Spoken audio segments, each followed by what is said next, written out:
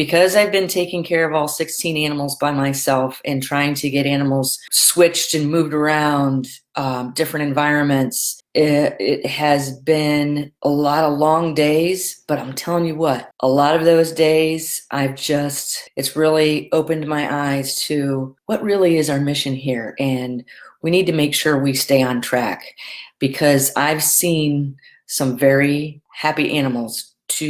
By happy, I mean excited to interact and train at the level at which I'm focusing on training them now. And it's been amazing. Some behaviors we've struggled with here as a group in the past couple of months, since I've been in isolation for the past 6 weeks.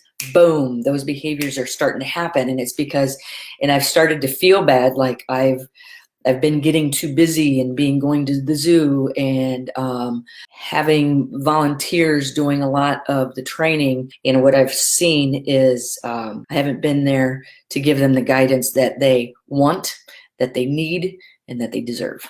So I will be out with my volunteers a lot more. Now is the time for all of my animals to stay safe, don't get in fights, don't get sick. I'm very happy to say that I am so thankful some of the behaviors that we train our animals, such as voluntary nail trims. Here is a head target because Koko fell, and I found blood on the ground in his enclosure last week. And I was just like, there was no need for panic. I asked him what I needed him to do. We train him. Koko does not step up onto us yet, but I've trained him a head target because it teaches him where I want his head to be. This is a bird that used to would bite you as soon as it could. And all of my training has been paying off. I can't get Rocky to the vet to do a nail trim. We're doing nail trims here because we can't get to the vet to do these husbandry and grooming behaviors. And we don't necessarily have to if we can train these at home now. So I found where the blood was coming from, and it was coming from his wing. Koko cannot fly, so I cued him up to his perch, asked him for a head target, and a head target tells him where I want his head to be while I'm doing a wing examination. Because if I don't have his head in my hand when I go to pull out his wing, his beak is likely to turn to find out where I am, what I am doing. And I don't want his beak anywhere near my hands, because one of the things he may do, he may bite out of fear of not understanding what I'm asking of him. So that head target lets him know, because I've taught him, I want your head right here while I do other things to your body. So I was able to pull his wing out, and I saw where the blood was coming, like right where my index finger is, where the blood was coming. I was ready to call my vet if I needed to, but I was able to wipe the blood off, see where it was coming from, and it looked like wasn't a broken blood feather, but it was the feather coming apart at the shaft where it goes into the skin and the bone. So something else with this photo is you always hear me say, no matter what the animal, keep your animals used to change. You never know. 3 months ago, would you have thought we would have been here in this situation? So I put the mask on. None of my animals are used to seeing me in a mask. I put it on to see what my dogs would do, and they all stared at me. Levi, our deaf dog, did bark a couple times, but I told him, it's okay. He can't read my mouth anymore because it's covered, but he knows what this means, sign language. I do numerous things here with my animals to get them used to change. Here's one thing that's extremely important is I will do, this is with all the animals here, except for Snow, and sometimes with Levi, because neither one of them can hear. I will walk around, and my animals know this very well. They know something is going to happen on the count of 3, but they have no idea what it is. So be prepared. And I do it at a level. I will start out with something minor and then start increasing what that is to a moderate level to a more extreme level. And I will walk around in the center with the birds, with the pigs, with the dogs, with whatever, with the lemurs. And I will go 1, 2, 3, and then I'll bring in the event that they have no idea what it is. And sometimes it's just me rolling up a paper towel, and I'll go 1, 2, and I throw it up in the air, and you'll see animals watch it, and then it comes down, and they'll look to me for, what do I do next? And then I say, good, and deliver the reinforcer. And so many of our animals here will work for attention.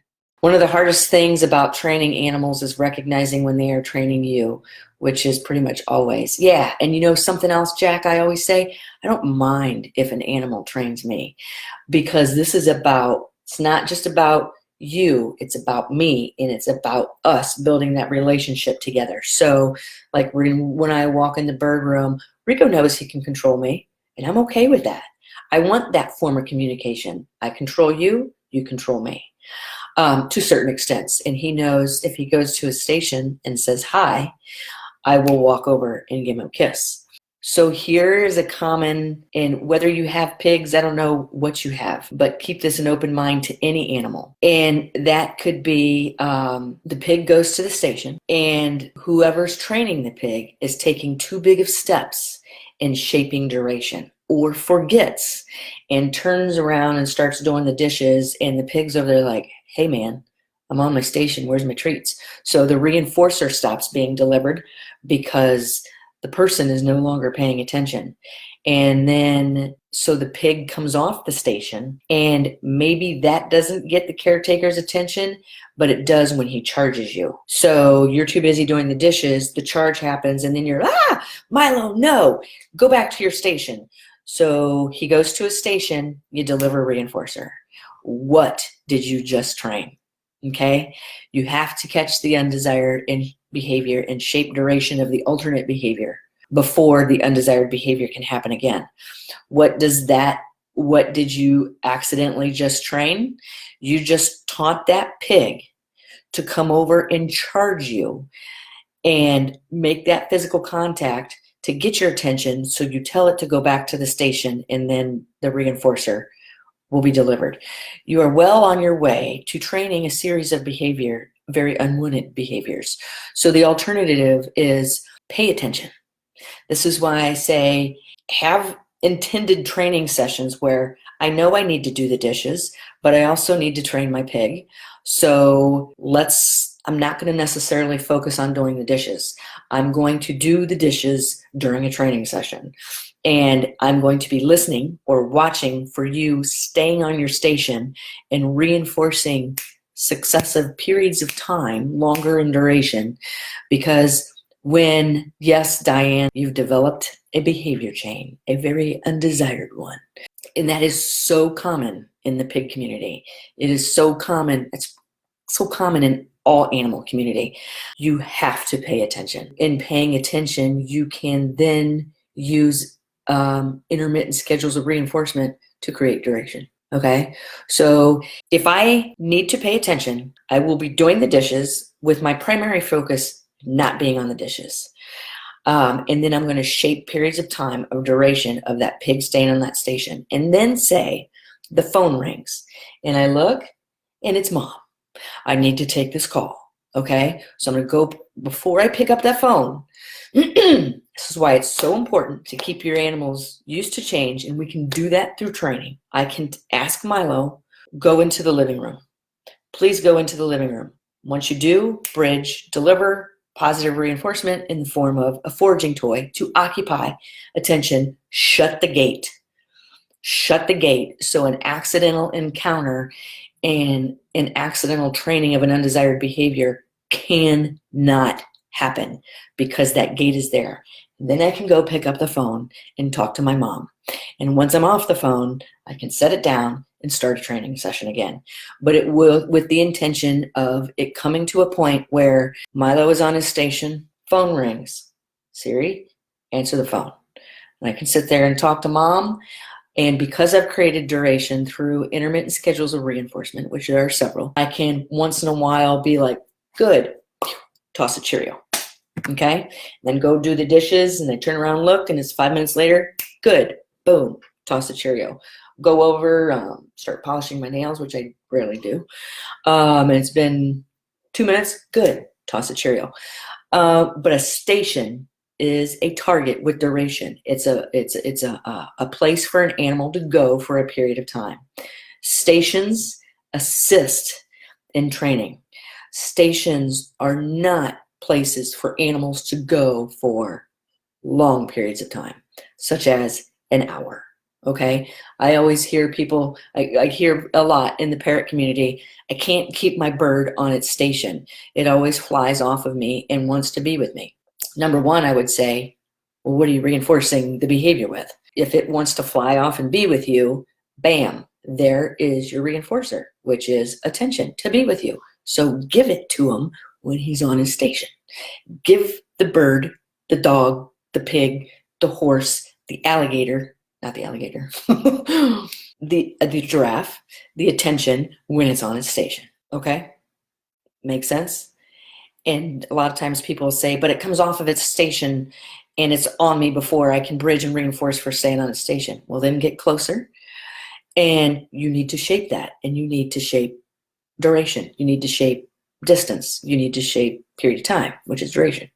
Georgia says you get so excited talking about them. I do. I am so excited about training the alligators. I get excited about training fish.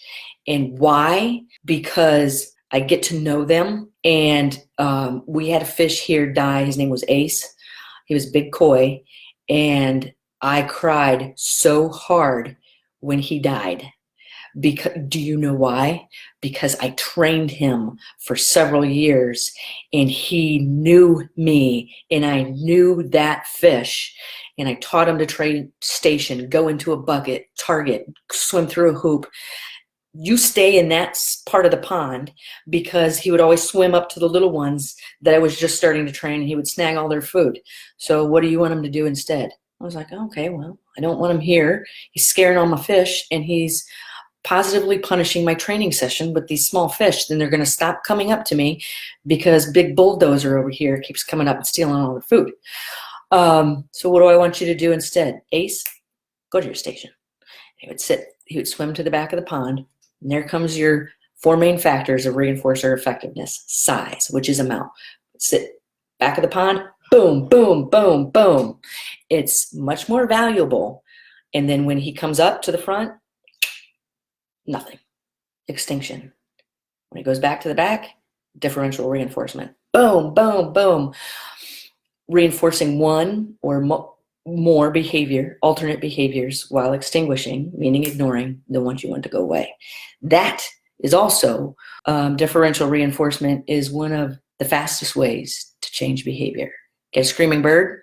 What do you want him to do instead? Ring a bell. Make sure you want to hear that bell. Because Rocky over there ringing the hell out of that bell. And I'm like, okay. Then I've trained duration through intermittent schedules of reinforcement. And sometimes he would like ring it a little bit, and then I wouldn't pay attention. So he'd grab that bell and bam, bam, bam, bam, bam. It's a lot better than a scream. And what happens is it makes me laugh. And it's a form of communication. And he can train me.